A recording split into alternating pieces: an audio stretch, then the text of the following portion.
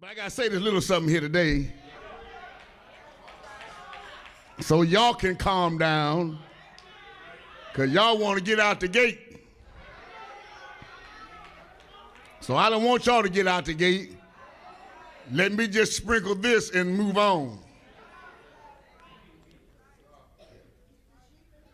But don't let the devil fool you now. And I wish some of y'all would mess with my wife, Jordan. Talking about what you gonna do if you see her. Well, you will see me on the news. Let me just tell you that right now. Talking about what you gonna do if you see her. You better walk by and say, praise the Lord. That's what you better do.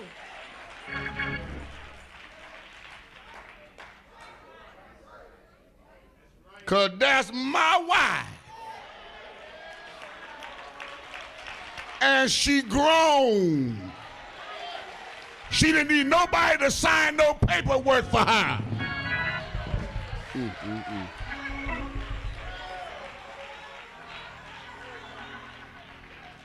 Now, if this was out in the streets, y'all be saying she made a come up.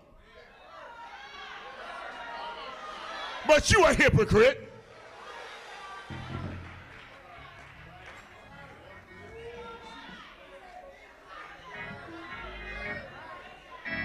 Terrible.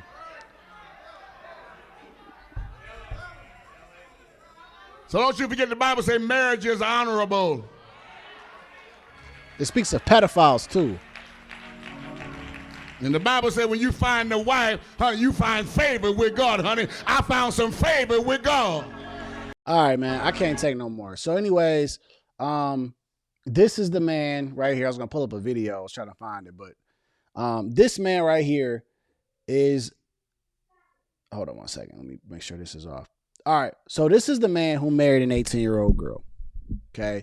And you hear the people in the congregation that are clapping on behalf of this as if it is okay. Like, come on, man. This dude is in his 60s. My question is, right? So what happened with the last lady, right? What happened with his, was he married before? Or did he just happen to be a single pastor, you know, which speaks about that in the Bible. And then he just married an 18-year-old girl. See, this is the problem and the issue that I have sometimes. Some pastors in the pulpit use their power for the wrong reasons. They use their power in the pulpit to have their people in the congregation to validate their behavior, right? And then they'll throw some scriptures behind it that make sense to them and give you their interpretation when this particular issue is wrong. It's wrong and it's sick. It's sick, bro. Like, I don't care who is clapping for you in that congregation. When you're marrying an 18-year-old girl and you're in your 60s, that's a problem. And if you're sitting in that church and you're okay with that, and you have children that are of her age and you don't see nothing wrong with that, you have to take off your spiritual blinders and just look at life in the real world and understand that, listen, bro, some things just got to make sense. I mean, listen, let me see if I can spin this back. I mean, listen to these people, right? I was 10:45. Let me see if I can even get it. That's 12. Let me see. Here we go. Listen to them. Talking about what you gonna do if you see her. You better walk by and say, praise the Lord. That's what you better do. So he letting y'all know in the congregation, y'all better not say nothing about my 18-year-old wife or say nothing to me about who I married. And you got people in there clapping. Like, man, get up. Man, miss me with all that, bro. I love God as well. I'm spiritual as well, but I'm not spiritually stupid. All right? I'm not spiritually stupid. Sensational. I'm just not. And when some things don't make sense and you can call it what you want, but when I start looking at certain things just on a easy, basic level, hold on, bro.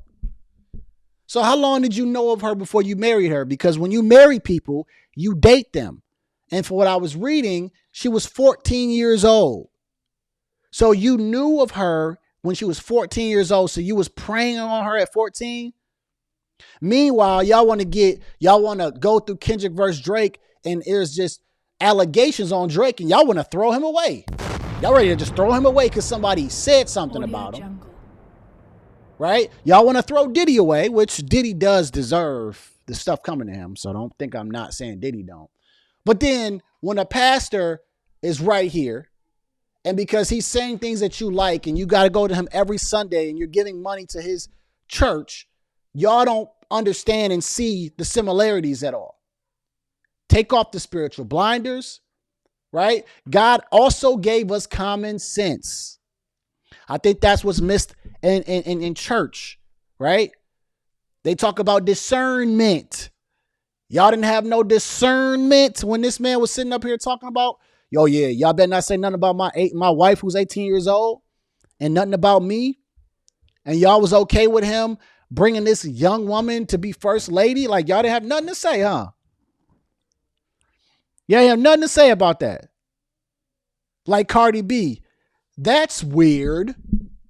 That's weird. Man, here's my last thoughts on this. And I want to hear y'all thoughts on this too. If you hear this on replay, I want to hear y'all thoughts on this. Here's my final thoughts on this. Right? Got a little water in here. This is absolutely disgusting. Church folks that are okay with this and that are behind this, y'all should be ashamed of yourself. Because y'all can't pick and choose who you want to throw away, who you want to cancel based upon your liking, even if that is your pastor. And see, these type of men are in a lot of families, not just black families and families in general, where they are predators and they're preying on young women, and you guys are protecting them. There are people that are protecting these type of men while they are causing trauma and complete destruction of the other person. But because they put on a suit or a garment or a pastor robe, and they start saying things that make you feel good in church on a Sunday, Tuesday, Wednesday, whenever that Bible study is, does not mean that they are excused of the same behavior. There are pastors that make mistakes, right? And I actually love the pastors that let you know straight up and down, listen, I am a man. If you catch me making a mistake, it is just me and I'm being a man in general. There are pastors that try to be these supernatural pastors, and you guys are not. All right. God is he's made us in his image, but guess what? We all make mistakes, and we all got vices, and we all sin. That's just the way it is. And some of you pastors need to take accountability for the things y'all do wrong, and don't try to get the church behind you because you think that you deserve that and they should understand that. Some of these churches, and if you don't agree with me here, that's because maybe you're thinking a little more blindly. Some of these churches are like cults. Some of them, with the messages that they're teaching them, the groups that they're creating. Not all of these church messages from certain pastors, they don't have that calling that you think that they have.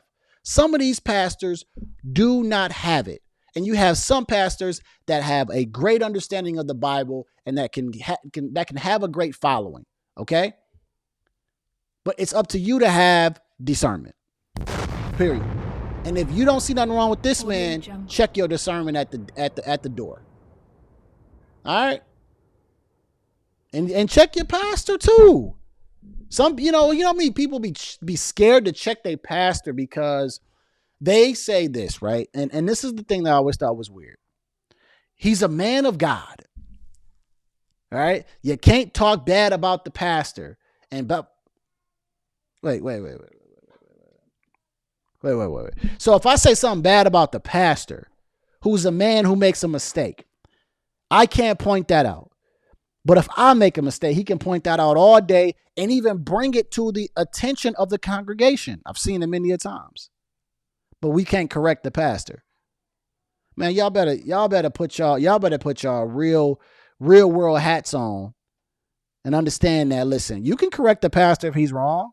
And if he can't take correction, well, that means he probably has his own issues. This man right here is off. His congregation, I'm afraid of the messages that they get from him on a weekly basis. It's disgusting. He's a predator. And y'all are in there supporting this man. Like it says, 31 people were watching him at the time. I'm sure he probably got more followers. It's just disgusting. Just absolutely disgusting and distasteful.